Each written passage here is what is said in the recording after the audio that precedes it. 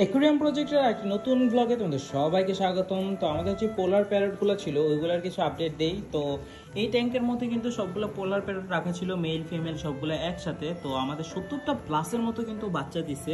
বাচ্চাগুলোকে দেখতে পাইতেছো একটু বড় হয়েছে, ওরা প্রায় 2 দিনের মতো এজ হয়েছে।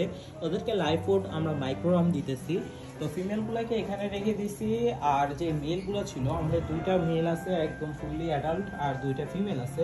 মেলগুলোকে আলাদা ছোট ছোট ট্যাঙ্কে এখন আপাতত রাখা হয়েছে, যখন ব্রিডিংয়ে দিব তখন আবার ওইগুলাকে আমরা বড় ট্যাঙ্কে শিফট করবো। তো এখানে রাখার কারণ হয়েছে কি, ওরা কিন্তু এগ্রেসিভ হয়ে যায় যখন ব্রিডিং টাইমটা আসে।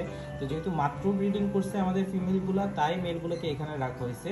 আর অতি শীঘ্রই আমরা আবার আমাদের মেলগুলোকে দিয়ে দিব বড় ট্যাঙ্কে, যাতে আবার পেয়ার নেয় এবং ব্রিডিং করে।